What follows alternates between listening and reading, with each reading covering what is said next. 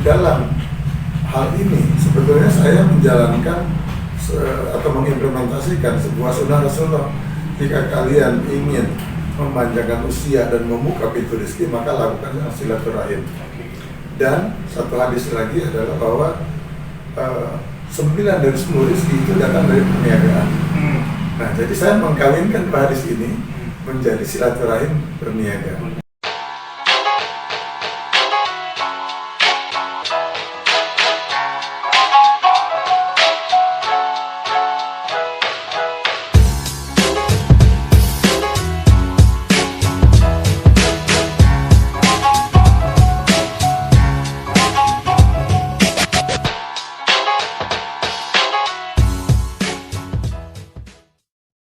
Oke, assalamualaikum warahmatullahi wabarakatuh, rekan-rekan sekalian.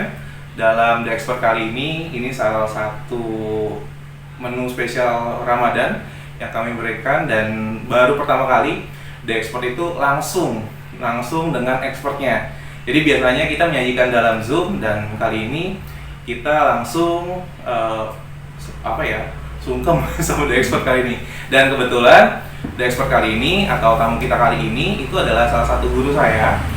Saya mengenal beliau dari usia 5 tahun, dan kebetulan letak rumah beliau tepat di depan musola. Jadi kalau lagi berangkat sholat atau lagi mau berjamaah pasti lewat rumahnya beliau. Dan tanpa panjang lebar, beliau ini juga sebagai seorang pebisnis, juga sebagai pengajar, sebagai trainer, sebagai juga banyak banget ya dunia usahanya. Dan tanpa panjang lebar, saya kenalkan, beliau adalah Bapak Ateng Kusnadi, MSI, dan beliau akan banyak bercerita bagaimana kita bisa lebih luas mengenal Islam secara keseluruhan, dan juga pastinya Islam sebagai rahmatan lil alamin. Dan yang terakhir, sebagai menu andalannya adalah bagaimana kita mengenal apa itu untuk law of resonance. Nanti beliau akan menjelaskan lebih lanjut. Oke. Selamat bergabung, Pak. Waalaikumsalam warahmatullahi wabarakatuh. Ya, Pak Ateng, saya panggil beliau Bapak biasanya ya, dan dalam kali ini juga saya akan panggil beliau sebagai Bapak. Pak, kalau boleh diceritakan sedikit kepada pemirsa perjalanan Bapak sampai sekarang ini, sampai sebagai seorang pebisnis, sampai sebagai seorang mentor juga, mulai dari awal, dan pastinya bagaimana menemukan Islam ini menjadi salah satu core dalam bisnis yang Bapak geluti saat ini, Pak. Dan pastinya mungkin sedikit perkenalan dulu nih, profil Bapak seperti apa? Ya, saya alhamdulillah lahir di sebuah kota kecil di dekat Bandung, ya, dari Cimahi. Kemudian lepas SMA, saya merantau ke Jakarta dan kuliah belajar ilmu komputer sebetulnya, informatika. Tapi kemudian saya merasa ilmu saya kurang, dalam pengertian kalau saya punya ilmu komputer itu saya harus punya ilmu lain untuk aplikasinya. Maka saya belajar ekonomi. Saya ambil ekonomi di UI, dapat sarjana ekonomi di sana, dan setelah selesai, tapi ada cukup waktu ya, setelah ambil S1-nya saya baru ambil S2 tahun 2000-an, jadi cukup lama. Dan S2-nya pun ekonomi syariah. Jadi mudah-mudahan saya berpikir ekonomi syariah itu penting. Jadi sebenarnya saya sudah bergelut di ekonomi syariah sejak tahun 96. Ketika saya mendirikan sebuah perusahaan yang menggunakan sistem syariah, dan saya berpikir saya harus tahu ilmunya secara akademis, maka saya belajar lagi, ambil S2. Nah, di dalam perjalanan itu sebetulnya ketika saya terjun di dalam bisnis syariah itu seperti kalau manusia bilang itu kebetulan. Tapi kalau kata Allah itu namanya kebenaran. Itu kalau betul sama benar itu sama. Tapi kalau ditambah awalan ke dan akhirat kan jadi beda jauh ya. Yang satunya tidak sengaja kebetulan, yang satunya kebenaran itu memang sudah direncanakan dengan pasti oleh Allah SWT. Kenapa? Karena sampai 98 sebetulnya saya masih bekerja di salah satu bank swasta. Nah di sana saya merasa ada yang salah gitu ya, artinya saya paham bahwa bank itu terkait dengan riba, tapi karena saya masih waktu itu punya pembenaran bahwa selama bukan saya yang meribakan sebetulnya tidak apa-apa gitu kan. Tapi alhamdulillah saya di bank itu saya banyak belajar ya, banyak belajar dari ilmu IT-nya, kemudian ilmu tentang corporate planning ya. Saya di BizDev-nya, business development, sehingga di situ saya belajar banyak. Sampai kemudian saya, titik balik saya adalah pada saat saya haji tahun 95. Pada saat saya berhaji tahun 95 itulah sebetulnya awalnya sederhana, mungkin Mas Adit, saya lupa Mas Adit hadir nggak waktu saya mau berangkat, ada acara ratiban di sini. Pak RW, Pak Tasmin waktu itu hadir dan beliau berpesan sama saya, Pak Teng tolong doain biar di Tanah Suci nanti warga RW kita ini didoain biar bisa berangkat haji semua. Saya merasa menemukan sebuah jawaban, tapi jawaban itu berupa pertanyaan. Ya, saya merasa ditanya, memangnya kamu berdoa minta orang berangkat haji cukup dengan doa saja gitu. Di situ saya tersentak gitu kan, oh iya, untuk berhaji itu butuh finansial kan, butuh kemampuan finansial. Maka kalau gitu saya doain saya tambah. Kalau gitu ya Allah tolong agar saya diberi kemampuan untuk membuka jalan buat sebanyak mungkin orang bisa punya kemampuan finansial dan bisa berhaji gitu kan. Nah, dari situ alhamdulillah, artinya sepulang dari haji saya berdoa sama Allah seperti tadi, dan Allah membukakan jalan-jalannya ya. Membukakan jalan-jalannya sehingga akhirnya jalan itu terbuka. Tadinya saya jalan itu adalah dengan mengikuti salah satu perusahaan multi level marketing. Tapi di tengah perjalanan Allah sentakan lagi. Jadi saya udah mau berangkat kerja gitu, duduk di atas meja gitu. Hati saya gelisah. Akhirnya saya ambil buku, beberapa buku, 3 buku dari rak buku saya taruh di meja. Saya bingung aja yang mana harus saya ambil, yang mana harus saya baca. Saya ambil sembarangan, saya buka sembarangan juga. Nah di situ saya membuka, ternyata kitab ini kitab kumpulan hadis. Judulnya 1100 Sinar Terpilih Ajaran Muhammad. Penerbitnya GIP ya, Pemain Sani Press. Di situ pas terbuka itu, kalau tidak salah halaman 5556.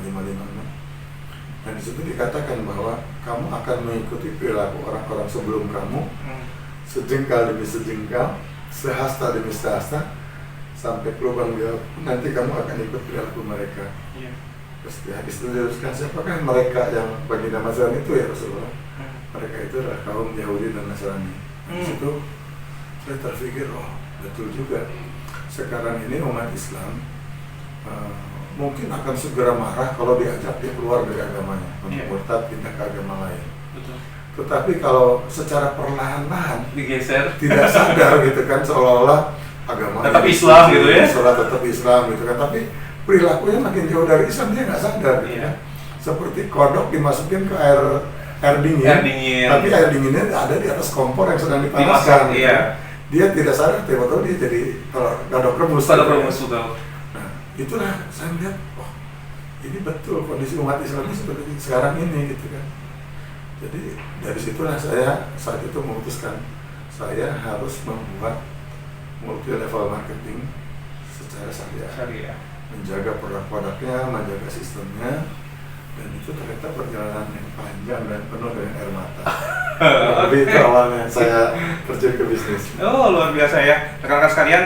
Tadi uraian beliau yang sudah menceritakan perjalanan bisnis ternyata sangat panjang. Bagi rekan-rekan nih yang saat ini sedang berusaha, ingat kesuksesan itu dicapai bukan hanya instan, tapi juga harus penuh perjuangan. Dan yang tadi disampaikan oleh Bapak langsung adalah beliau menggeluti bisnis syariah ini jauh dari tahun-tahun sebelumnya, tahun 90-an ya Pak ya? 96 tepatnya, untuk bisa merintis sebuah bisnis di mana bisnis tersebut berbasis syariah. Nah, ini sedikit nih pertanyaan nih Pak. Kan kalau bicara bisnis syariah, berarti bisnisnya adalah bagaimana kita bisa berbisnis ala Rasulullah. Berbicara berbisnis ala Rasulullah tidak jauh dari yang namanya pegangan kita itu Al-Quran. Berbicara Al-Quran dan Rasulullah, tentunya kita mengutamakan bisnis yang sifatnya berjamaah. Nah, jadi kalau misalkan mungkin Bapak bisa jelaskan sedikit bagaimana sebuah kekuatan jamaah itu dapat menjadi kekuatan yang sangat besar. Kalau kemarin kita coba diskusi dengan beliau tidak melalui podcast, beliau mengungkapkan adanya law of resonance. Nah, apa sih Pak kaitannya antara tadi berjamaah, kemudian law of resonance-nya, dan juga ala Rasulullah tadi Pak? Ya. Pertama mungkin saya sampaikan, saya menggunakan bisnis itu dengan pola ala atau method marketing, sesuai dengan cara bisnis. Nah, di dalam hal ini sebetulnya saya menjalankan atau mengimplementasikan sebuah sunnah Rasulullah. Jika kalian ingin memanjangkan usia dan membuka pintu rezeki, maka lakukan silaturahim. Dan satu hadis lagi adalah bahwa 9 dari 10 rezeki itu datang dari perniagaan. Nah, jadi saya mengkawinkan hadis ini menjadi silaturahim berniaga. Nah, disitulah saya mulai menyadari pentingnya yang namanya networking dan sinergi.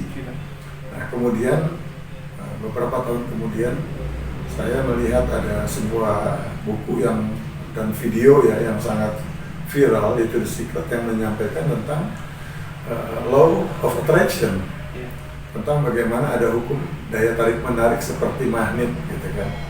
Kalau positif menarik positif, negatif menarik negatif. Nah, di situ saya berontak. Magnet itu kan yang positif menarik yang negatif menarik yang positif. Berarti secara hukum itu tidak pas gitu kan. Sehingga saat itu saya sudah berpikir bahwa ini sebetulnya yang terjadi bukan hukum tarik menarik gitu kan, bukan law of attraction, tapi law of resonance. Hukum resonansi. Jadi hukum resonansi itu adalah ketika kita punya suatu frekuensi yang positif. Jadi kalau di dalam gelombang sinusoidal gitu kan, ada kadang-kadang gelombang itu di atas garis nol, ada yang di bawah gitu kan. Nah, kalau yang positif ketemu yang negatif itu akan saling meniadakan. Tapi kalau yang positif ketemu yang positif, apalagi frekuensinya sama, maka akan terjadi perbesaran amplitudo yang sangat luar biasa. Sehingga itulah yang kalau manusia kadang-kadang bilang sebagai sinergi. Nah, jadi contohnya sederhana ya, konsep garpu tala itu kan, garpu tala itu kan garpu yang punya frekuensi tertentu yang ketika dibunyikan nada tertentu maka dia akan beresonansi dengan garpu tala itu, gitu kan. Atau kalau di dalam sebuah ruangan ada 2 buah piano, kemudian satu piano dimainkan, maka ketika misalkan tombol C di dalam piano 1 ditekan, maka tombol senar C di dalam piano yang satunya akan ikut bergetar. Itulah resonansi. Manusia dengan alam semesta ini sebetulnya adalah semuanya makhluk energi yang mengeluarkan gelombang-gelombang. Jadi kalau kita berbicara ada gelombang namanya gelombang suara. Ya. Nah, gelombang suara kalau kita berbicara kata yang sama, frekuensi yang sama, maka dia akan beresonansi sehingga suaranya menjadi jauh lebih besar. Contoh paling gampang adalah ketika nonton di stadion. Iya, betul. Sponsor ya. Sponsor itu kan pada saat terjadi gol, maka ribuan ataupun puluhan ribu penonton akan berteriak kata yang sama yaitu gol. Maka ketika mereka berteriak saat yang sama, kata yang sama dengan frekuensi yang sama, emosi yang sama, maka ini berarti frekuensi sama. Maka terjadi amplitudo atau pembesaran gelombang yang sangat besar. Sampai suara dari dalam stadion itu mungkin terdengar berkilo-kilometer. Tapi kalau orang yang sama dengan sekeras itu berbicara sendirian di dalam stadion itu, mungkin ke ujung stadion yang satu sudah tidak terdengar. Iya, betul. Tapi karena terjadi resonansi, maka sampai berkilometer dia Terdengar. Nah, contoh yang lain dari amplitudo dari resonansi ini adalah ketika kita menyetel radio. Oh, oke. Jadi sebetulnya di sekitar kita ini kan begitu banyak frekuensi radio Iya. yang dipancarkan oleh berbagai stasiun radio. Nah, tetapi karena kita tidak punya alat yang namanya pesawat radio, maka tidak ada yang menangkap frekuensi itu. Iya. Karena frekuensinya kan ada yang megahertz ya, ada yang kilohertz Iya, gitu kan. tergantung frekuensi mereka. Tergantung frekuensi dari stasiun radionya. Nah, kemudian ketika kita menyalakan radio dan diatur frekuensinya sama dengan frekuensi pemancar, maka keluarlah bunyi dari radio untuk menangkap sinyal radio itu. Oke, Pak, berarti dengan kata lain, resonansi itu akan semakin besar ketika ada kesamaan frekuensi ya. Oke. Oke, tadi kan kita ilustrasikan dengan sama frekuensi. Mungkin ada lagi aplikasi mengenai resonansi sendiri? Ya, sebenarnya banyak sekali yang kejadian yang merupakan bentuk resonansi. Iya. Misalkan ketika kita berdoa. Oh. Jadi ketika kita berdoa, maka doa kita ini akan menggetarkan alam semesta. Apa-apa yang diperlukan, energi alam semesta yang diperlukan untuk membantu kesembuhan atau terjadinya Apa yang kita minta, doakan, gitu kita kan, minta. itu Allah sudah persiapkan. Gitu. Nah, sekali lagi kekuatan dari energi, terutama energi yang sifatnya spiritual, itu ada di keyakinan atau di keimanan. Iman ya. Semakin kuat iman kita, keyakinan kita, maka akan semakin kuat dia menggetarkan alam semesta dan semakin kuat untuk terwujudnya cita-cita. Jadi Allah yang Maha Pemberi pun sudah memastikan, ud'uni astajib lakum, minta sama aku pasti aku kabulkan. Yeah. Jadi kalau Allah begitu yakin akan mampu, akan mau memberi, kenapa kita ragu-ragu untuk meminta kan? Yeah. Nah, keraguan akan menurunkan kualitas doa kita. Oke, berarti dengan kata lain tadi kalau kita bicara resonansi tadi adalah berbicara kesamaan, kemudian ketika kita berdoa adanya dari kesamaan tersebut menggetarkan semesta, dan hati-hati dengan keraguan ya. Jadi keraguan ini ketika kita ragu sebenarnya malah mengurangi frekuensi atau kekuatan, the power of doanya ya. Betul. Power of doa. Jadi ternyata rekan-rekan sekalian, ketika Anda ragu, bukan hanya ini ya. Jadi Islam itu sudah mengajarkan ketika Anda ragu, hati-hati bahwa keimanan Anda akan berkurang. Dan ketika keimanan kita berkurang, the power of doanya atau kekuatan doanya juga akan berkurang. Dan itulah sebabnya dalam kita melakukan sesuatu, pentingnya kita melakukan diawali dengan iman. Percaya dulu nih bahwa kita yakin, bahkan tadi yang disampaikan oleh Bapak sendiri mengenai haruskah aku ragu ketika meminta, padahal Allah sendiri sudah menjamin bahwa Allah akan mengabulkan apa yang kita minta. Menarik ya, Pak ya? Sebenarnya resonansi ini lebih ke arah bagaimana kesamaan-kesamaan ini menjadi sebuah persatuan ya. Jadi sesuatu yang kecil, saat dia beresonansi, maka dia akan kekuatannya berlipat-lipat. Contoh, sebetulnya gerakan ekonomi kerakyatan yang namanya koperasi, itu adalah apabila para anggotanya punya frekuensi yang sama, pengurusnya punya frekuensi yang sama, maka kekuatan koperasi ini akan sangat kuat. Tapi kadang-kadang kan di antara kita saling curiga, kan? Antara pengurus sama anggota juga kepercayaannya kurang. Jadi kekuatan itu hilang sendiri karena kesalahan kita di dalam membangun kesamaan frekuensi, sehingga resonansinya tidak terwujud gitu.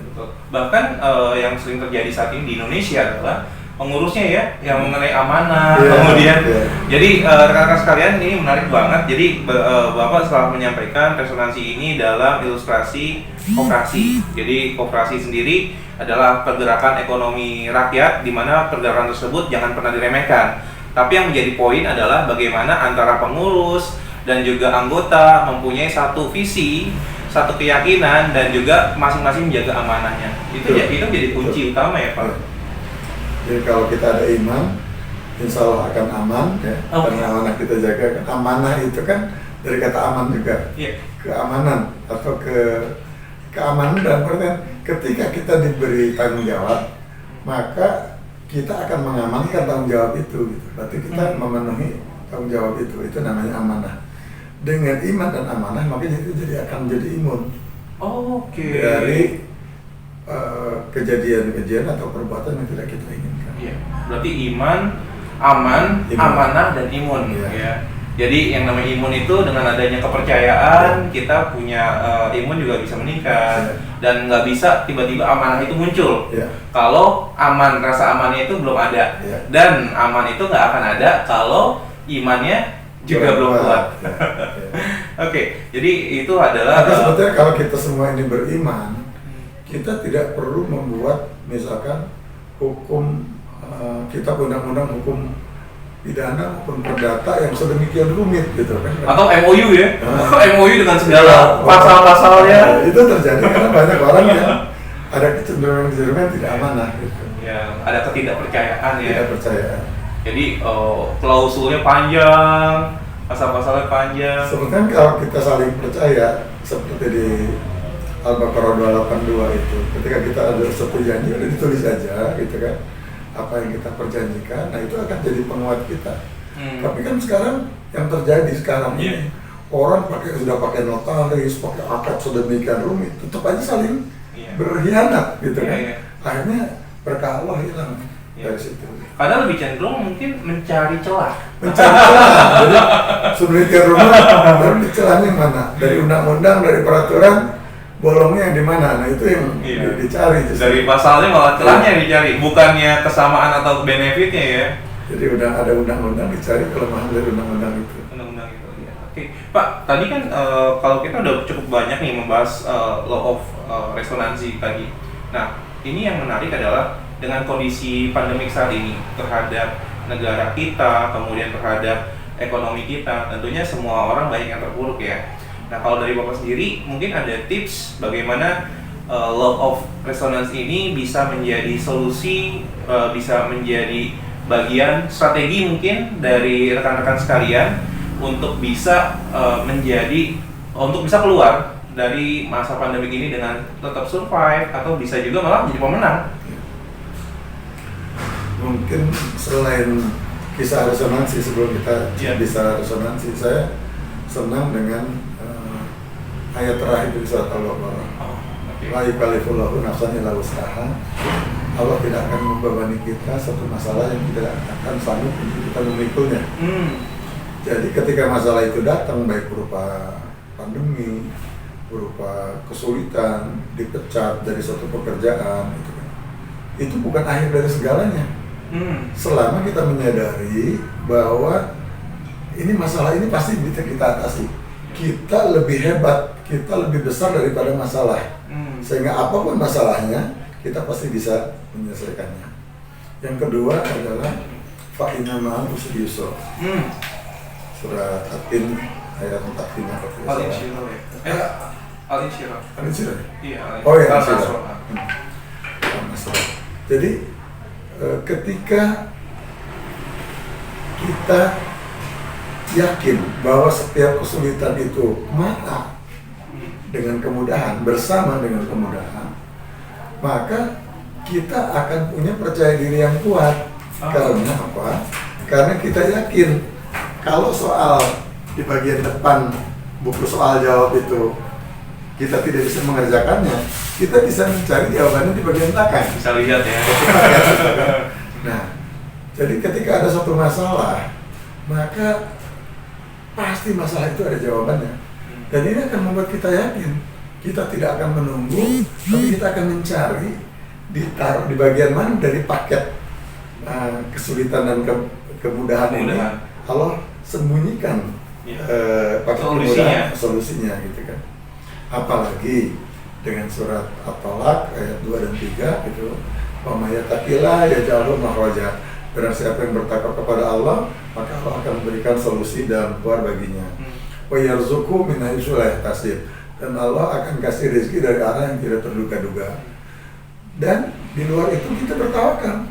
Bertawakal itu kita menggantungkan permasalahan kita, menyerahkan permasalahan kita pada Allah yang maha solutif gitu ya. Jadi, wa may yatawakkal Allah fahuwa hasbuh. Barang siapa yang bertawakal, bergantung, berserah kepada Allah, fahuwa hasbuh, maka Allah dia akan mencukupi segala kebutuhan kita. Jadi sarana prasarana Allah akan siapkan. Istilah tadi mestakum, semesta mendukung itu ya akan terjadi. Jadi ini semua berkaitan dengan ayat resonansi tadi gitu, bahwa selama kita berpikir positif ya, maka ini juga ada hadis qudsi kalau tidak salah, aku adalah sebagaimana prasangkamu gitu. Jadi kalau kita berprasangka positif, maka frekuensi positifnya akan mengalir dan frekuensi ini akan beresonansi dengan segala yang positif di alam semesta ini. Betul. Jadi inilah akan jadi solusi. Jadi alhamdulillah saya berusaha menjaga sikap itu gitu kan. Misalkan pandemi itu tidak akan terjadi kepada kita kalau gitu kan Allah tidak menghendaki kan. Jadi kita tidak perlu terlalu takut berlebihan sehingga kita paranoia gitu kan. Kita keluar takut, ngapain takut, udah takut, gitu, udah khawatir, kemudian penuh ketakutan, terus juga nggak bisa berubah, malah ngeluh aja. Nah akibat dari itu, justru dari pengalaman saya bahwa apa yang kita takuti itu yang bisa terjadi. Kenapa? Karena ketakutan kita berarti kan ketakutan itu yang akan diresonansikan. Iya betul. Jadi kalau misalkan ini juga penting buat kita berdoa. Kalau kita takut anak kita sakit, maka jangan bayangkan anak kita sakit. Tapi kita bayangkan anak kita sedang bergembira, gesit gitu kan, sedang sehat dia gitu kan. Jadi mungkin secara logika saya berdoa, ya Allah jaga kesehatan anak saya, gitu kan? Atau ya Allah jangan jadikan anak saya sakit. Secara logika kan sama, jangan sakit dengan dibuat sehat. Tapi secara frekuensi yang dipancarkan, yang dipancarkan ketika mau kita membayangkan ingin sehat, maka yang sehat itulah yang terpancar. Tapi ketika yang kita pancarkan takut sakit, maka frekuensi sakit itu akhirnya sakit beneran, gitu kan? Maka manusia itu, kalau saya lihat itu sebenarnya makhluk yang sangat sakti. Apa yang kita pikirkan itu bisa terjadi. Oleh karena kita harus hati-hati betul untuk menjaga bagaimana otak kita berpikir. Maka tadi kekhawatiran akan sesuatu yang buruk ubahlah menjadi harapan untuk dapatkan sesuatu yang baik. Sehingga energi yang keluar, energi yang terpancar yang akan beresonansi dengan alam semesta ini adalah frekuensi baik. Gitu. Frekuensi yang mendorong terjadinya kebaikan. Berarti dengan kata lain yang tadi Bapak sampaikan, sebenarnya pandemi ini sih sebenarnya bukan sebuah masalah yang sangat besar dan harus dihiraukan. Hanya bagaimana kita menerima, kemudian respon dari kita. Respon dari kita melihat itu semua, sehingga kita bisa memaknai atau lebih ke arah mendapatkan solusi terhadap hal-hal tersebut ya Pak ya. Oke, rekan-rekan sekalian, itu menarik banget. Jadi untuk teman-teman nih yang saat ini mungkin selama pandemi kehilangan pekerjaan, kemudian yang usaha mulai menurun, bahkan tertati-tati, yang disampaikan oleh Bapak tadi adalah luar biasa ya. Jadi kita bisa mendapatkan banyak pelajaran, itu dimulai dari diri kita. Dan satu hal lagi, jangan fokus terhadap masalahnya, tapi fokuslah terhadap solusi. Bahkan di Al-Quran pun disampaikan, mulai tadi Al-Baqarah di 2 ayat terakhir, bahwa semua masalah sesuai dengan kapasitasnya. Kemudian Al-Insyirah, fa'innamal Usri Yusro, lebih ke arah bagaimana dalam kesulitan bersama kemudahan. Jadi rekan-rekan sekalian, nggak usah khawatir nih. Jadi Allah itu sudah mendapatkan, sudah memberikan solusinya. Bagaimana kita merespon masalah tersebut ya Pak ya. Oke, menarik banget. Oke, di The Expert ini ada yang namanya flash question. Jadi flash question itu pertanyaan cepat. Jadi Bapak tinggal jawab aja pilihan-pilihan dari kita. Nanti pembahasannya belakangan. Oke, pertanyaan pertama. Keripik atau kerupuk? Oke, kerupuk ya. Oke, kemudian IT atau entrepreneur? Entrepreneur. Mekah atau Madinah? Mekah. Oke, sip. Oke, kita mulai dari yang pertama ya. Kerupuk. Ya, karena nih kita ada kesamaan. Jadi satu lagi informasi untuk rekan-rekan sekalian, kita ada kesamaan. Pertama untuk kelahiran, kita sama-sama bulannya Pisces, bulan Maret ya Pak ya, bulan Maret. Kemudian yang kedua kesamaannya adalah Sumaker. Sumaker itu suka makan kerupuk. Tapi beliau juga suka makan keripik, ya. Jadi kernya itu bisa keripik, bisa kerupuk, Bisa krecek. bisa krecek Pak. Oke, kalau kerupuk sendiri gimana Pak? Ini di luar tadi yang kita pembahasan. Untuk kerupuk sendiri, kok suka banget Pak sama kerupuk? Ya mungkin dari kecil ya, karena di daerah saya itu daerah banyak kerupuk. Oh. Jadi hampir setiap makan itu ya selalu ada kerupuk gitu. Baik kerupuk warung ataupun yang namanya emping, kecimpring, opak gitu. Satu keluarga itu. Iya. Dan itu bisa dua hal. Iya. Pertama adalah mendukung semangat ketika makannya berbunyi gitu kan. Iya. Yang kedua bisa menetralisir kalau ada rasa yang saya tidak suka. Oh. Misalkan saya tidak suka dengan amis. Nah, maka dengan kerupuk itu kadang-kadang ternetralisir. Jadi saya dari kecil nggak suka daging. Jadi baru suka daging setelah saya minta sama Allah. Ya Allah, saya pengen bisa menikmati daging gitu kan. Kalau dikasih itu. Tadinya saya nggak suka daging. Satu-satunya daging yang saya doyan tadinya cuma ayam. Oke. Jadi sapi. Berarti kambing nggak suka Pak ya? Suka. Padahal dulu waktu umroh beliau paling sering bawa kepala kambing. Oke. Berarti nggak suka ya Pak ya? Nggak suka. Jadi saya baru bisa makan, mulai makan. Iya. Itu pada saat haji pertama tahun 95. Oke. Itu ceritanya di Arafah, kan dapat bekal dari diberi makan Iya. oleh pemerintah, gitu kan. Nah kebetulan saat itu makannya itu katanya sop daging, gitu kan. Tapi entah kenapa sop itu temannya semua nggak ada, tinggal kuahnya, dan kuahnya juga cuma sedikit dan daging. Saya nggak tahu itu daging onta atau daging sapi atau daging apa. Iya. Artinya kalau saya nggak makan itu, saya nggak makan. Iya. Jadi karena saya nggak doyan daging, saya minta sama ya Allah, tolong beri saya supaya saya bisa menikmati makanan daging. Alhamdulillah saya bisa makan sampai habis. Tapi itu pertama kali saya. Dan saya baru pertama kali ini gue tahu Pak. Setelah hampir 30 tahun kenal Bapak. Kalaupun tadi daging tadi misalkan tidak ada rasa dan ada bau amis, ketika ada kerupuk sebetulnya membantu. Oke. Kerupuk kan minimal ada rasa asin dan gurih kan. Iya. Sehingga bisa membantu memperbaiki rasa. Memperbaiki rasa. Apalagi bunyi kerupuk saat dimakan itu nambah semangat. Oke, kerupuk ya. Oke, yang kedua entrepreneur dan IT. Entrepreneur ya Pak ya. Apa sih kenapa memilih entrepreneur? Awalnya saya terjun ke IT. Saya dulu orangnya sangat kaku dan introvert. Sehingga yang namanya berhubungan dengan manusia itu adalah sesuatu yang tidak menyenangkan buat saya. Bahkan saya nggak bisa ngomong. Oke. Ada pelajaran kelas 2 SMA atau pelajaran bahasa Indonesia suruh pidato ke depan kelas. Iya. Satu kata pun tidak keluar dari mulut saya. Yang keluar hanya rasa malu dan keringet dingin. Diem aja berarti. Diem aja di depan. Gitu. Begitu pulang ya, keluar kembali ke tempat duduk itu rasanya semua orang mentertawakan saya. Dan saya butuh 16 tahun untuk keluar dari kondisi itu. Dan itu pun saya dengan saya doa. Jadi pada saya haji yang pertama tadi tahun 95, saya minta ilmu sama Allah dua, yaitu ilmu bayan Iya. Ilmu bayan itu Ar-Rahman ayat 4 ya, berarti ya. sebut alam bahul bayan ya. Iya. Tapi waktu itu saya belum tahu. Oh, belum tahu. Yang saya tahu pernah dengar cerita tentang burung bayan yang bisa berbicara. Oke. Jadi dalam pikiran saya saat itu cuma sederhana sekali. Masa burung aja berbicara, saya manusia nggak bisa berbicara. Oh, iya. Ya udah saya minta ilmu bayan. Gitu. Oke.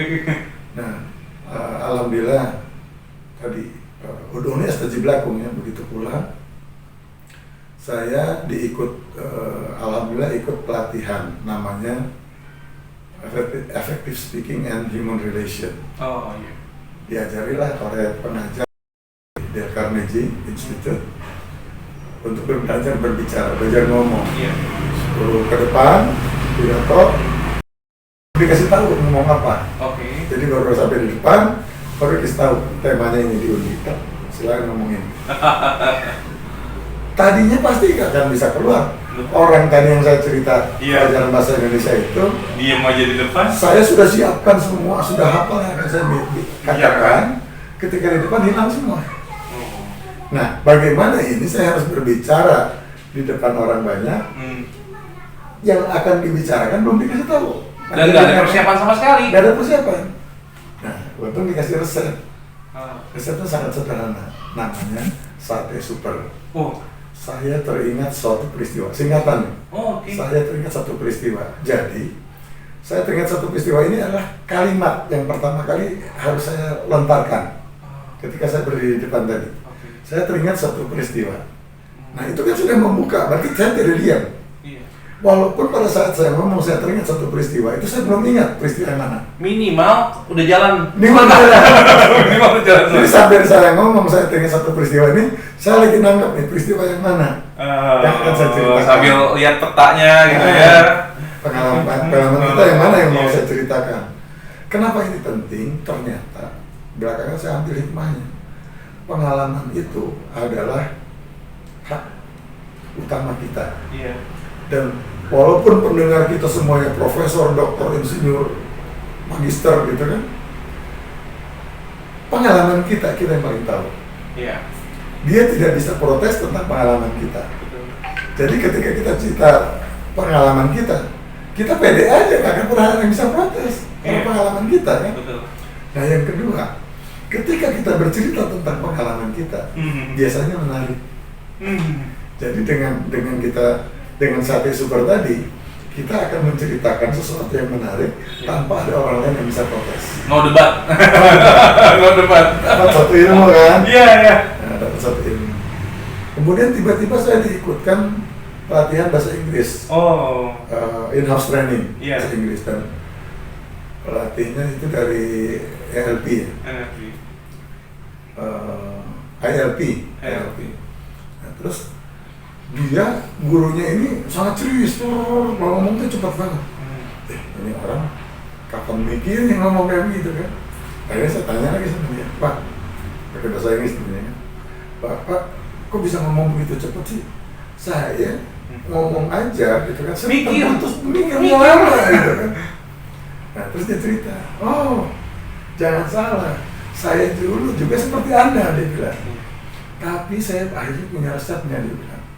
Yang penting kita tidak berhenti berbicara, dan selama kita berbicara, jangan berbicara itu akan membuat Anda semakin gugup. Jadi kalau Lupa. Anda harus berbicara perlahan-lahan, teruslah berbicara. Bahkan ini akan menunjukkan Anda sebagai seorang yang sangat percaya diri. Resep yang kedua. Tapi kan resep ini teori. Mempraktekannya butuh effort tersendiri. Apalagi tadi ya, perlu belasan tahun tuh untuk bisa keluar dari zona seperti itu. 16 tahun. 16 tahun, wow. Jadi sebelumnya saya udah pernah dapat resep ketika kuliah gitu kan. Ada dosen namanya teori individu dan grup, berbicara tentang psikologi. Jadi dia cerita tentang dua jenis karakter orang, ada introvert, ada extrovert. Nah, terus saya tanya setelah selesai kuliah, karena nggak enak kan, saya bicara, pertanyaan, Pak, sebetulnya saya berpikir saya seorang introvert gitu kan, gimana saya keluar seperti ini? Nah, caranya gampang. Kamu sekarang cerita aja tentang masalah yang kamu pikirkan. Jangan dipendam sendiri. Ceritakan kepada orang yang bisa kamu percaya. Insya Allah kamu akan mulai bisa berbicara. Mulai seperti itu. Jadi ada 3 resep yang kita pakai. Tapi itu tetap kan kalau nggak ada kesempatan buat berbicara kan nggak bisa praktek. Iya, kapan juga ya? Nah, Indilana tadi yang saya bilang bahwa begitu pulang saya dikasih ide untuk bikin sebuah perusahaan dan teman-teman yang sama-sama bersepakat untuk membuat perusahaan itu semuanya menunjuk saya sebagai direktur utama. Otomatis kan saya harus berbicara. Iya. Dan pertama kali berbicara, saya harus berbicara waktu itu kebetulan ada Pak Azwar Anas sebagai Menko Kesra dan Pak Adi Sasono sebagai Sekuditsmi. Jadi saya harus berbicara di depan 2 pejabat pada saat keadaan saya nggak pernah bisa berbicara. Iya. Tapi karena tadi ada beberapa resep, Ada ilmu yang tadi 3 itu ya? Saya berani aja gitu kan, dan alhamdulillah sekarang relatif mungkin Mas Adi susah menghentikan saya berbicara. Rekan-rekan sekalian, dan satu lagi informasi untuk rekan-rekan sekalian, beliau ini seorang public speaker yang luar biasa. Dan apa ya, kalau bagi saya sih, karena saya mengenal beliau dari usia 5 tahun ketika beliau menyampaikan khutbah di bulan Ramadan, kemudian di beberapa pengajian dan lain-lainnya, sampai dengan dunia profesional. Dan ini adalah satu fakta bagi rekan-rekan sekalian yang saat ini mungkin mau belajar public speaking dan lain-lainnya, itu kuncinya di Anda sekalian. Tadi yang disampaikan oleh Bapak menjadi sebuah pelajaran, intinya bagaimana Anda mau atau tidak untuk bisa mendobrak kekhawatiran, ketakutan, dan berbagai aura-aura, pembisik-pembisik ketidakmampuan Anda. Menarik ya Pak ya? Oke, jadi itu adalah salah satu alasan kenapa entrepreneur menjadi salah satu jalan hidup Bapak. Walaupun basicnya IT awalnya ya. IT. Karena apa? Dengan kemampuan entrepreneur, maka saya bisa menjual apa saja. Ya. Bisa menjual IT, kemampuan IT saya. Betul. Bisa menjual kemampuan berbicara saya. Bisa menjual ide-ide yang saya miliki. Jadi entrepreneur itu bagi saya adalah sebuah solusi. Saya yang tadinya tidak suka dengan orang, lebih suka dengan mesin karena mesin itu selalu jujur gitu kan. Iya. Tapi akhirnya saya akhirnya belajar untuk menyukai orang, gitu kan. Dan ada ilmu yang kedua tadi. Iya. Ilmu yang kedua itu ilmu hikmah. Jadi karena saya itu polos dan kenapa juga mungkin saya nggak suka manusia, karena manusia banyak yang berbohong, kadang-kadang menipu saya gitu kan. Saya polos, nggak pernah punya pikiran negatif tentang orang gitu kan. Akhirnya malah dibohongin misalkan. Banyak sih, banyak. Kan misalkan jalan-jalan ke Bandung, mau beli jeans sama kakak saya yang relatif masih remaja juga saat itu. Saya masih SMP, kakak saya sudah 18-19 lah gitu, masih remaja juga. Ke Bandung gitu kan, karena nggak tahu alamat. Kita nanya sama tukang beca, diputar-putar sama tukang beca kan. Akhirnya ternyata udah dekat sebetulnya ke situ, cuma kalau diputar-putar kita bayar mahal. Nah itu kejadian-kejadian seperti itu sangat tidak menyenangkan buat saya, tidak mengenakan, menyakitkan bahkan. Akhirnya saya minta berdoa ilmu hikmah. Ilmu hikmah juga bukan, kan sekarang ada ilmu hikmah yang kayak mantra-mantra segala. Kalau saya bukan, hikmah ini sebetulnya adalah kalau saya pernah melakukan sebuah kesalahan, saya bisa belajar dari kesalahan itu. Terus kalau kita ketemu dengan orang, dia mengatakan A, B, C, atau dia mengatakan A, tapi hatinya B atau C atau Z gitu kan. Kelihatan. Nah, saya bisa membaca gitu kan. Walaupun sampai saat itu yang saya ingat itu adalah pepatah kuda lari dapat dikejar, hati orang siapa tahu. Karena kita hampir relatif tidak mungkin untuk membaca apa yang ada di hati orang gitu kan. Yang kita baca yang diomongin orang, disampaikan orang ya. Disampaikan orang. Tapi saya minta itu sama Allah. Dan itu juga di perjalanan. Ada perjalanan yang panjang dan ternyata perjalanan jauh lebih tidak enak dari perjalanan minta ilmu bayang. Karena apa? Kan di dalam buku One Way Ticket to Heaven saya tulis, ketika kita minta kepada Allah kesejahteraan, Allah tidak ujuk-ujuk memberikan duit segepok ataupun jutaan rupiah masuk ke rekening kita gitu. Iya. Tetapi yang Allah berikan itu adalah kesempatan kita untuk mendapatkan kesejahteraan atau penghasilan. Terus kita minta pada Allah untuk jadi orang yang bijaksana. Allah tidak ujuk-ujuk menjadikan kita yang bijaksana. Tapi Allah memberikan berbagai persoalan kepada kita, bahkan seringkali pada saat yang sama, supaya akhirnya kita bisa selesaikan, kita bisa atur prioritas untuk menyelesaikannya. Akhirnya kita berhasil mengatasi masalah itu. Jadilah kita orang yang bijaksana. Kita meminta kepada Allah untuk menjadi orang yang pintar. Nah, Allah tidak ujuk-ujuk kita pintar. Allah kasih kita otot dan Allah kasih kesempatan untuk kita belajar sama orang-orangnya. Jadi itulah yang akhirnya membuat kita pintar. Jadi Allah tidak memberikan apa yang kita minta, tapi Allah menyediakan apa yang kita butuhkan. Jadi sebetulnya tetap udolnya istajib lakum. Apa yang kita minta Allah kabulkan. Jadi kenapa saya ceritakan ini penting gitu kan tadi. Jadi dengan seperti ini saya akhirnya bisa membaca bahwa Allah itu sangat cinta proses. Apa yang kita minta akan terwujud, tapi kita harus ikhlas menjalani prosesnya. Bahkan tadi saya bilang bahwa untuk mendapat nurul hikmah itu ternyata prosesnya sangat berat. Bayangkan saya sedang belajar ke kampus mau ujian, tapi tiba-tiba ada telepon dari kantor bahwa sedang ada masalah di kantor. Terus di rumah berantem sama keluarga gitu. Jadi dalam perjalanan ke kampus untuk ujian itu begitu penuh pikiran saya untuk menyelesaikan itu. Tapi alhamdulillah begitu saya duduk di kelas untuk ujian, saya hadapi soal ujian, saya baca doa pada Allah, baca Al-Fatihah di sini. Maka saya tadi bilang bahwa Al-Fatihah ini GPS kita. Jadi saya baca Al-Fatihah, saya minta sama Allah, ya Allah, berikan saya kemampuan untuk dapat mengatasi soal ujian ini sehingga saya bisa memperoleh hasil yang baik, hasil yang terbaik buat saya dan bisa bermanfaat buat semua orang lain. Alhamdulillah, biasanya setelah itu semua masalah hilang. Semua masalah hilang. Akhirnya percaya atau tidak, saya SMA dari ranking 22 itu di kelas 2. Di kelas 3 saya tidak ranking 2. Langsung terbukti. Terbukti gitu. Dan di kampus juga begitu. Alhamdulillah. Walaupun saya jarang masuk karena nyambil kerja ya. Alhamdulillah pas saat ujian Allah mudahkan saya. Bahkan ada satu yang unik. Ada satu mata kuliah yang saking sibuknya saya pas dia mengajar, dosen itu mengajar, saya tidak bisa masuk sampai tengah semester ujian. Berarti nggak ketemu dosen dong? Nggak ketemu dosennya.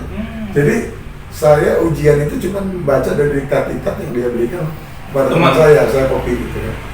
Nah, saya sudah berniat, pokoknya setelah ujian tengah semester, maka saya mau memaksakan diri untuk hadir. Akhirnya pas kuliah pertama saya ke kampus, ternyata ada pengumuman bahwa dosen itu mau naik haji dan tidak memberikan kuliah lagi sampai akhir semester. Jadi itu uniknya itu berarti itu adalah mata kuliah satu-satunya di mana saya nggak pernah ketemu dosennya, tapi alhamdulillah lulus. Wow, itu perjalanannya panjang banget ya. Jadi satu lagi rekan-rekan sekalian, beliau tuh kenapa memilih sebagai entrepreneur juga, ini mungkin sedikit saya tambahkan juga. Mungkin doa beliau ketika pertama kali haji ya, itu salah satu pendorong ya, bagaimana beliau bisa dengan usahanya, dengan bisnisnya mampu membawa sebanyak-banyaknya orang, sebanyak-banyaknya keluarga, rekan-rekan untuk bisa menikmati, merasakan indahnya beribadah di tanah suci. Bahkan mungkin rekan-rekan banyak yang mungkin saat ini udah nggak ada ya di Gramedia ya. Buku beliau itu di One Way Ticket ada di internet versi digital. Di Gramedia versi digital. Versi digital. Nah itu nanti bisa kita search, bisa kita kasih linknya.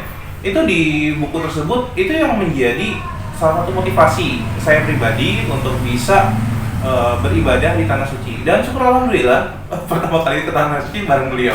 Jadi beliau langsung membimbing dan juga banyak merasakan yang luar biasa. Dan tahun ini salah satu alasan podcast adalah kita kangen pertama kali umroh itu di bulan Ramadan dan 15 hari. Bayangin 15 hari kita 10 malam terakhir di bulan Ramadan itu di Masjidil Haram. Jadi Mas Adi terus cerita dari sebelum punya uang dan sebelum punya surat apapun dan itu sudah hari-hari terakhir pendaftaran. Jadi saya ke podcast ya. Oke. Jadi balik saya nih. Oke. Jadi gini, karena beliau sudah memancing saya. Jadi gini, awal pertama kali umroh waktu itu masih ingat banget awal Ramadan ya. Enggak akhir, udah menjelang akhir. Oh, Mungkin tinggal 10 hari terakhir. iya. Pertengahan lah, pertengahan Ramadan. Jadi gini, waktu itu kita mau awal Ramadan Bapak telepon. Ya. Mas Adit, mau umroh gak? Mau umroh gak? Itu pertanyaan pertama ya. Ya namanya kita ini ya, kita muslim, semua siapa yang gak mau umroh kan? Mau Pak, kapan? Jadi umrohnya waktu itu adalah di pertengahan Ramadan. Sebanyak 15 hari. Hari 10 hari terakhir. 10 hari terakhir. Lailatul Qadar. Dan itu waktu itu sih gue jawabnya iya aja gitu ya. Tapi apa yang terjadi? Konsekuensinya saat itu belum punya paspor, belum punya uang. Udah tabungan tuh 5 juta ya? Iya. Dan waktu itu baru punya tabungan 5 juta. Karena waktu itu niatnya memang mau umroh. Jadi saya menabung dengan bapak, baru punya tabungan 5 juta. Dan rencananya kan masih lama ya? Rencananya itu tahun depan, karena 5 juta mengukur pertama memang belum prioritas, waktu itu belum prioritas. Bahkan ini yang ditawarin bapak, udah umrohnya Ramadan juga bersama dengan istri. Jadi kebayang ya, biayanya di bulan Ramadan dan itu menjadi salah satu tantangan. Awalnya kalau kita berpikir secara rasional, mungkin nggak masuk akal. Cuman ya tadi yang Bapak bilang adalah percaya gak sama Allah. Alhamdulillah semuanya dimudahkan. Itu perjalanan panjang banget tuh. Jadi belum punya paspor. Ini yang harus diperhatikan. Jadi di awal-awal bulan Ramadan itu tinggal tersisa 8 hari kalau nggak salah. 8 hari itu belum punya paspor. Yang kedua lagi tadi biaya. Terus Pak Adit juga lagi di luar kota ya? Nah, lagi di luar kota. Bayangin, lagi di luar kota. Waktu itu saya masih di Medan. Waktu itu dinas di Medan. Bapak juga waktu itu lewat handphone, lewat telepon, di telepon. Semua perlengkapan itu ada di rumah. Jadi apa ya? Pertama kali umroh itu benar-benar berkesan. Dan itulah dibuktikan oleh beliau bahwa dan itu adalah saya umroh itu adalah ketika benar-benar memang ya tadi belum punya cukup uang. Umrohnya sekali 2 bersama istri di bulan Ramadan. Buat sendiri aja nggak cukup. Buat sendiri nggak cukup, cuma punya 5 juta.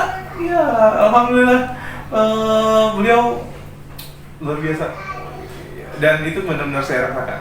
Jadi teman-teman yang nanti mau mungkin termotivasi umroh, nanti linknya saya kasih di bawah di Gramedia, bisa dilihat di e-booknya. Luar biasa Pak. Jadi saya yang jadi di dalam podcast ya.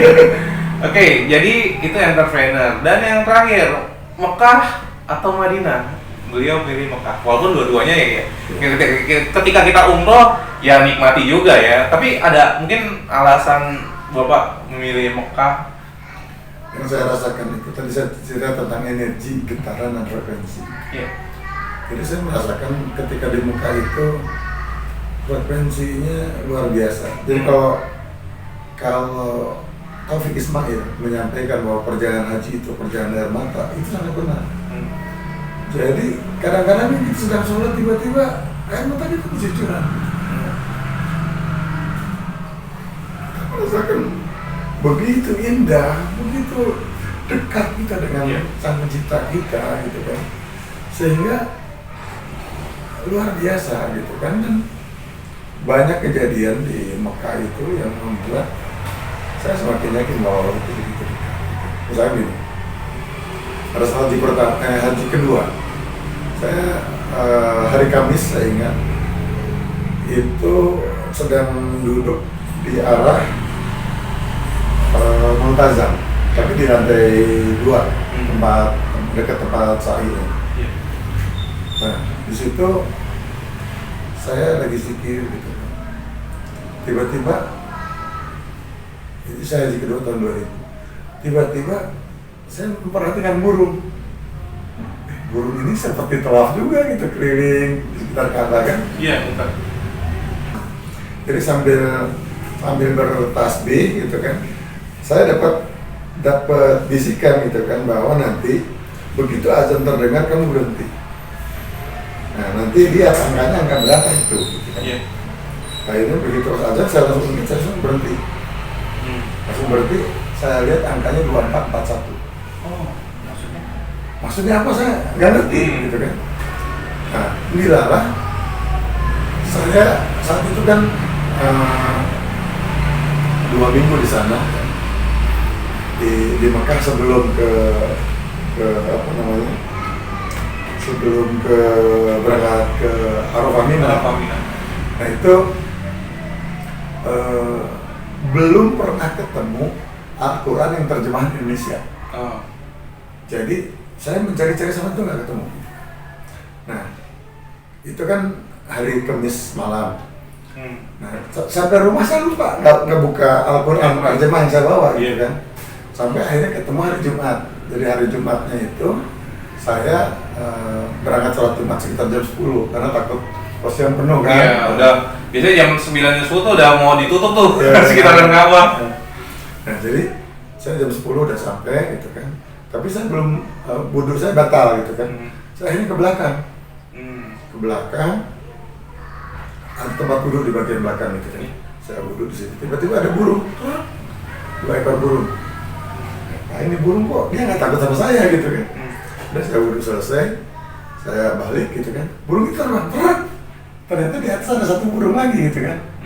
Nah, ini kok burung melo gitu kan. Ya udah. Saya tinggalkan gitu kan. Nah terus saya kembali ke tempat saya naruh tas gitu kan. Waktu tadi saya sama teman saya.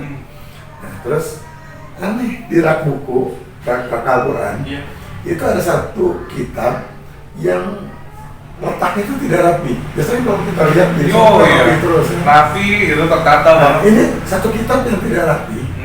Dan dari tebal dan warnanya, yang warna coklat kemerahan itu berbeda. Nah ini kayak punya Indonesia. Gitu. Nah pas saya ambil, oh ternyata Indonesia. Jadi langsung saya bawa tuh.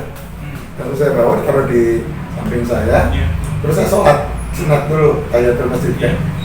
Setelah sunat tahiyatul masjid, saya baru ingat tentang tasbih 2441. Yang luar biasa adalah saya buka, langsung terbuka halaman 551 yang memuat ayat 2441. Surat An-Nur, surat 24, ayat 41. Dan silakan dilihat, itu adalah cerita tentang burung bertasbih, bertawaf. Masya Allah. Jadi Allah memberikan jawaban itu langsung. Langsung, benar-benar. Jadi di situ saya berbicara fabi ayyi ala'i rabbikum tukadziban. Nikmat Allah yang mana ini akan berdustakan. Bahkan ini sih sedikit sharing ya. Itu kan tadi yang beliau rasakan sendiri ya. Nah ini adalah cerita ketika kita sama-sama umroh, yang dimana tadi saya bilang umroh pertama kali, ketika kita kehilangan 1 jamaah dari sekian banyak jamaah. Terus juga malam itu adalah malam terakhir, di mana itu malam terakhir bulan Ramadan, di mana malam itu juga ada malam kita besoknya di bulan Syawal kita harus sudah berangkat kembali ke Indonesia. Itu kita kehilangan jamaah. Syukur alhamdulillah waktu itu kita sempat mungkin menyerahkan semuanya ke Allah ya, karena kondisi jamaah juga tidak memungkinkan saat itu. Kemudian jumlah jamaah ya tahu sendiri ya, di malam-malam terakhir di bulan Ramadan tuh sangat membludak. Syukur alhamdulillah sebelum kita awalnya sudah menyerahkan kepada perwakilan yang di sana ya Pak ya. Saya waktu itu berpikir seperti ini. Jadi kebetulan orang ini agak sakit lah gitu ya. Agak sakit secara mental gitu kan, sehingga walaupun banyak teman-teman melarang dia untuk ke Masjidil Haram sendirian. Iya, betul. Karena dia ingin air Zam-Zam ambil sendiri, sementara yang lain udah punya semua gitu Iya. kan. Dan saya udah bilang sama dia, Pak nanti tenang aja, nanti di tanah air akan dapat Iya. air Zam-Zam gitu. Tapi dia entah kenapa maksa gitu kan, sehingga kita kebingungan. Nah saat itu karena saya pembimbing, saya bilang udah deh, jamaah sholat aja di sini dulu gitu kan. Saya akan keliling cari dia. Iya. Nah saat keliling saya cuma bisa masuk. Tidak mungkin saya bisa menemukan dia. Tapi Engkau Maha Tahu, maka pertemukanlah dia dengan saya ya Allah. Di tempat yang seperti ini, kalau di Madinah dia pernah hilang, kita lebih gampang mencarinya karena lebih terstruktur gitu kan. Tapi kalau di sini begitu dia hilang, tersesat jalan, bisa tersesatnya sangat jauh gitu kan. Maka saya pasrah sama Engkau ya Allah. Saya putar 1 kali, Iya. begitu sampai ke dekat tempat teman-teman sholat gitu kan, tiba-tiba saya melihat dia dan saya ubruk, saya nangis dengan sesuatu yang saya tidak bisa bayangkan kalau saya tidak bisa menemukan dia. Iya. Saya sudah putuskan biar jemaah pulang dulu ke Jeddah duluan gitu kan, saya tetap akan mencari dia, menunggu dia gitu. Saya nyusul aja nggak apa-apa. Ya alhamdulillah Allah ketemukan. Iya, alhamdulillah. Ya itu perjalanannya. Jadi indahnya kota Mekah, indahnya Islam. Kita diskusi dari awal sampai akhir. Dan mudah-mudahan di dalam The Expert ini rekan-rekan sekalian dapat mendapatkan sesuatu yang berbeda. Bagaimana sebuah journey, bagaimana Islam itu menjadi sebuah rahmatan lil alamin. Bagaimana kita bukan hanya membawa Islam sebagai ritual atau sesuatu yang sakral, tapi bagaimana Islam itu menjadi pegangan hidup kita untuk meraih sebuah kesuksesan. Nah, mungkin terakhir Pak, pesannya untuk rekan-rekan The Expert untuk bisa lebih baik lagi dan bisa meraih kesuksesan dan keberkahan. Apa sih untuk kita nih? Kalau saya punya satu password yang sangat luar biasa, yang dengan satu ayat itu saja banyak hal di dunia ini terbuka, di Allah bukakan untuk saya. Ayat itu adalah ayat pertama dari surat Al-Baqarah. Bunyinya sangat sederhana, alif lam mim. Tapi 3 kata itu yang biasanya diterjemahkan oleh ahli tafsir sebagai hanya Allah yang tahu artinya, gitu kan. Maka saya jadikan itu sebagai sebuah sikap bahwa tentang segala sesuatu Allah yang Maha tahu, saya sebagai manusia saya tidak tahu. Nah, tetapi kita tidak boleh berhenti di situ. Jadi sikap itu saya lanjutkan bahwa di dalam surat yang pertama kali diturunkan di dalam Al-Quran, yaitu surat Al-Alaq 1-5, Allah berpesan, Iqra, bacalah, Bismi rabbikal ladzi khalaq, dengan peran serta asma, energi dan sifat Allah. Iqra, khalaqal insana min 'alaq, yang telah menciptakan dari sebuah anak, gitu kan. Alaq itu alaqah, itu nutfah atau sel, gitu kan. Kemudian Iqra wa rabbukal akram, bacalah dengan nama Rabbu yang maha mulia. Jadi kita menyertakan tuh energi kemuliaan Allah di dalam kita membaca. Allazi 'allama bil qalam, di mana Allah akan mengajarkan dengan qalam. Qalam itu diterjemahkan pena, tapi bisa juga terjemahan pengetahuan, gitu ya. Jadi Allah yang akan mengajari pengetahuan kepada kita, dan dipertegas dengan allamal insana malam ya'lam. Allah akan mengajari al-insan, manusia, malam ya'lam, apa-apa yang manusia itu tidak tahu. Jadi diawali dengan sikap tidak tahu, tapi diikuti dengan sikap minta tahu kepada yang Maha Tahu. Nah, itulah yang banyak sekali ilmu-ilmu terbuka ketika saya meminta pada Allah, saya bertanya pada Allah untuk minta diajari tentang sesuatu tadi, ilmu bayan, ilmu hikmah, ya. Saya baru tahu sekarang bahwa ilmu bayan itu ternyata ada ilmu komunikasi. Saya baru tahu ilmu hikmah itu adalah sebetulnya ilmu hakikat. Bagaimana kita bisa, bahkan boleh dikatakan ilmu hikmah itu adalah generatornya ilmu. Iya. Maka kata Allah, sungguh beruntung orang yang memiliki hikmah, gitu kan, yang mendapatkan hikmah, karena dia mendapatkan keberuntungan yang banyak. Karena banyak sekali kesulitan-kesulitan akan bisa diatasi dengan memiliki ilmu hikmah itu. Gitu. Iya. Dengan hikmah kita juga lebih ini ya, lebih legowo, lebih memahami bahwa ada tujuan yang jauh lebih baik dari Allah. Ya, bahkan tadi kan yang tadinya kita tidak tahu, bahkan tidak bisa, gitu kan. Ternyata Allah bukakan gitu semuanya itu. Sehingga ya sekarang alhamdulillah dengan seperti itu, saya alhamdulillah berani maju terus dalam ketakutan saya, berani maju terus di dalam kegelapan yang menghadang saya, gitu kan. Karena saya yakin bahwa Al-Quran sebagai nur akan memberikan cahaya buat saya.